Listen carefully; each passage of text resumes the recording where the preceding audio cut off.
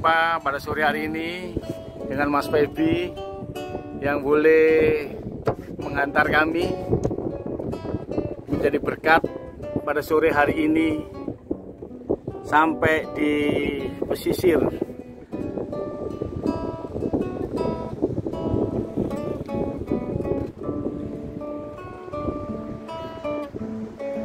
Mas Susilo dengan talentanya yang Tuhan berikan, alunan musik yang begitu syahdu membawa kita semakin larut dalam hadirat Tuhan.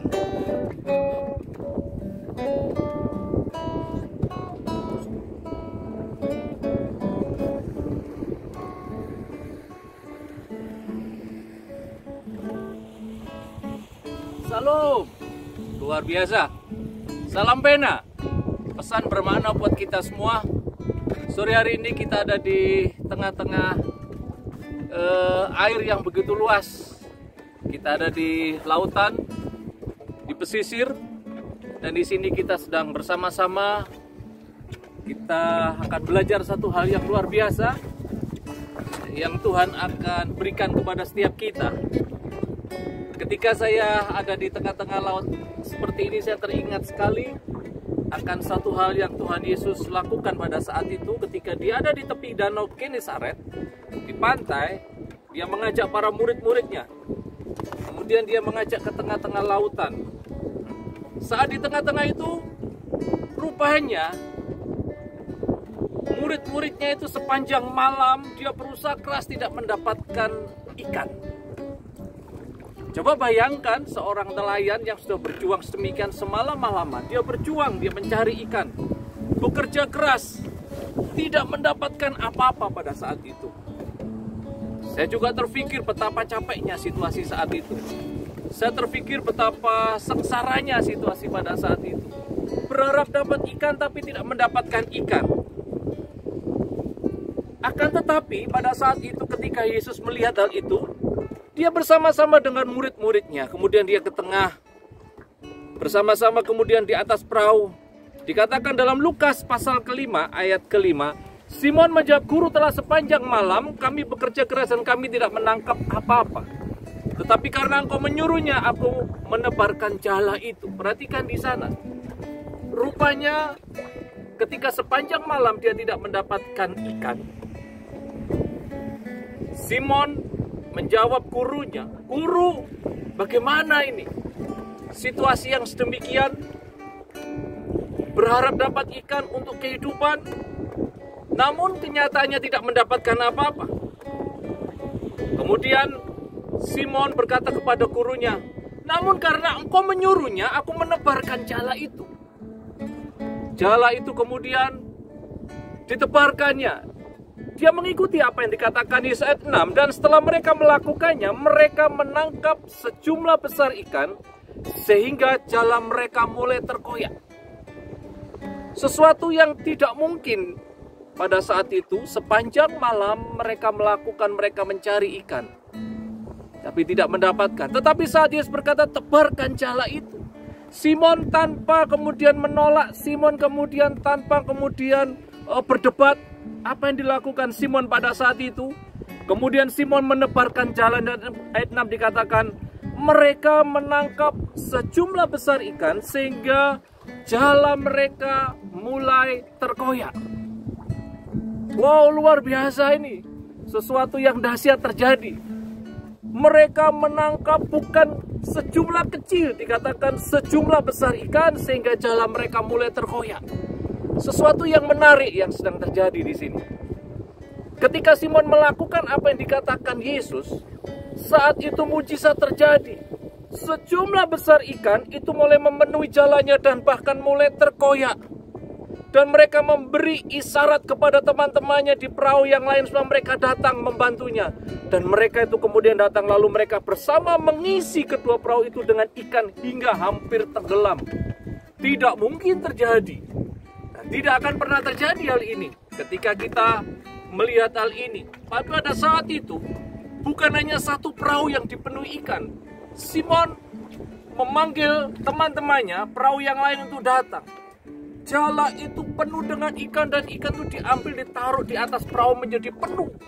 2 perahu menjadi penuh. Dan apa yang terjadi? Dikatakan perahu itu hampir tenggelam. Betapa luar biasanya. Coba tadi kita melihat perahu yang sudah kita naiki. Hari ini kita naik perahu yang kecil. Mungkin pada saat itu lebih daripada ini perahu yang kita naiki. Bisa-bisa perahu itu lebih besar dari itu.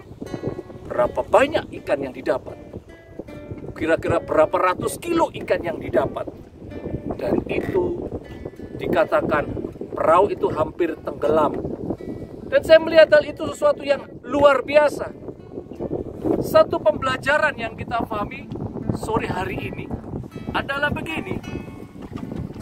Di tengah-tengah situasi pandemi corona ini, kita menghadapi begitu banyak tantangan kehidupan. Begitu banyak hal yang akan terjadi atas kehidupan kita, baik itu bisnis, baik itu kesehatan, baik itu apapun. Tetapi satu hal dia dikatakan, waktu murid-muridnya tidak mendapat ikan sepanjang malam, di dalam hati kecilnya dia merasa khawatir dan takut. Tetapi ketika Yesus bersama-sama dengan dia, Simon mendengarkan, Simon melakukan apa yang diperintahkan Yesus. Dari situ kita belajar, ketika Simon taat akan perintah Yesus, kata kuncinya adalah taat. Ketaatan itu adalah sesuatu yang mutlak.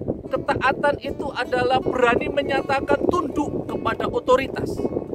Ketaatan itu adalah berani menyatakan diri untuk siap melakukan apa yang dikatakan otoritas, orang yang di atas kita. Simon taat akan Yesus. Ketika Simon, seorang yang berpengalaman di tengah laut, tidak mendapat ikan, sedangkan Yesus adalah orang awam. Dia tukang kayu yang tidak mengerti ikan. Namun ketika Yesus mengatakan tebarkan jalamu, saat itu Simon yang berpengalaman, seorang nelayan, tanpa berdebat dan dia melakukan. Apa yang terjadi? Mujizat terjadi. Yesus yang tidak berpengalaman, Simon yang berpengalaman adalah sesuatu yang berbeda. Kadangkala dalam kehidupan kita, pengalaman menjadi segalanya. Bukannya ketaatan. Di dalam sebuah pelayanan, dalam sebuah kegiatan kita akan berkata, aku lebih berpengalaman dari kamu. Aku lebih berpengalaman dalam dunia pelayanan. Aku lebih berpengalaman dalam dunia kerja. Tetapi apa kata Tuhan dalam hal ini? Kita melihat ketaatan kepada Tuhan akan mengalahkan sebuah pengalaman yang terjadi. Ketaatan kepada Tuhan itu menghasilkan mujizat. Dan ketaatan kepada Tuhan itu akan melakukan terobosan-terobosan baru. Dalam bisnis, dalam apapun. Nah, Simon taat. Meskipun Petrus, meskipun Simon seorang nelayan, meskipun Yesus ini seorang tukang kayu, tetapi karena dia taat, meskipun Yesus nggak mengerti tentang laut, nggak mengerti tentang mencari ikan, tetapi karena Simon taat, apa yang terjadi? Dia mendapatkan ikan, bahkan 2 perahu dipenuhi dengan ikan. Satu hal yang luar biasa yang kita pahami sore hari ini adalah ketaatan perlu kerendahan hati. Ketika kita merendahkan hati, siapapun dia, sebagai otoritas kita yang tertinggi, siapapun dia, dimanapun kita berada, sebagai orang yang dipilih Tuhan, dan kemudian kita mendengarkan dengan taat, pengalaman atau tidak berpengalaman, ketika itu karena perintah Tuhan, percayalah, pasti akan ada terobosan baru buat kita. Di dalam Filipi 2 ayat 8 dikatakan demikian. Sebagai manusia, Yesus taat sampai mati. Kita melihat waktu Yesus di Taman Getsemani, dia berkata begini, dia sebenarnya menyerah dengan kehidupan Yesus. Sebelum dia ditangkap, secara daging dia tidak mau. Secara daging dia tidak mau untuk ditangkap kemudian akan disalibkan. Tetapi Yesus kemudian berkata, ya Bapa, jadilah kehendak-Mu. Yang berarti begini, apa yang diperintahkan Bapaknya, dia lakukan dengan penuh ketaatan. Ketaatan memerlukan pengorbanan. Ketaatan perlu mengiris daging kita. Ketaatan perlu mengoyakkan zona nyaman kita. Ketika zona nyaman kita dikoyakkan, kadang-kala kita tidak mau. Tetapi itulah, Tuhan kadang memberikan perintah di luar akal pikiran kita. Seperti halnya dilakukan kepada Simon. Bayangkan Yesus yang tidak berpengalaman memerintahkan seorang nelayan. Mana mungkin. Tetapi itulah yang terjadi di luar logika, di luar akal. Tetapi ketaatan akan membawa kita kepada kasih karunia yang luar biasa. Apapun pengalamanmu, apapun kehebatanmu, apapun yang engkau lakukan, baik dalam base, dalam apapun, engkau perlu ketaatan. Meskipun engkau rajin berdoa sekalipun, doamu yang begitu kuat, engkau baca firman begitu kuat, engkau melakukan ibadah dan melakukan plan lebih kuat, tapi Tuhan sedang mencari orang yang taat. Orang yang taat akan membangun kehidupannya. Orang yang taat akan semakin mengenali siapa sebenarnya Tuhan di dalam hidup. Dalam Matius pasal ke-7, Matius pasal 7 dikatakan demikian. Ayat 22, pada hari terakhir banyak orang akan berseru kepadaku, Tuhan, Tuhan, bukankah kami bernubuat demi namamu, mengusir setan demi namamu, mengadakan banyak mukjizat demi namamu juga? Pada waktu itulah aku akan berterus terang kepada mereka. Aku berkata, aku tidak mengenal engkau. Enyalah engkau dari hadapanku. Dikatakan pergi, meskipun dia mengusir setan, melakukan mukjizat. Kenapa ini bisa terjadi? Bayangkan, dia pelayan dan dia orang hebat, berpengalaman lagi. Kenapa Tuhan berkata, aku tidak mengenal engkau? Rahasianya di ayat 21. Bukan setiap orang yang berseru kepadaku Tuhan, Tuhan akan masuk ke dalam kerajaan surga, melainkan dia yang melakukan kehendak Bapa. Perhatikan, melainkan dia yang melakukan kehendak Bapa. Melakukan kehendak Bapa ini adalah ketaatan kepada Tuhan. Tuhan mencari orang yang taat, bukan Tuhan tidak mencari orang berpengalaman. Tuhan tidak mencari orang yang pandai, tetapi orang yang taat akan diubah menjadi orang berpengalaman. Orang yang taat akan diubah menjadi orang yang hebat.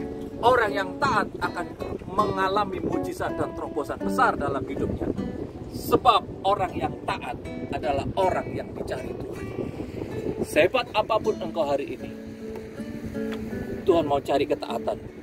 Bukan kehebatanmu, bukan sekedar pengalamanmu, bukan karena kepandaianmu, tapi orang yang taat akan menerima kasih karunia yang luar biasa.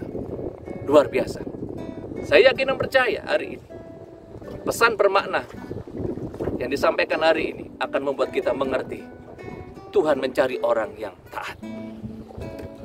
Di mana dia orang taat? Kita yang tahu. Tuhan Yesus memberkati. Salam pena, pesan bermakna. Amin.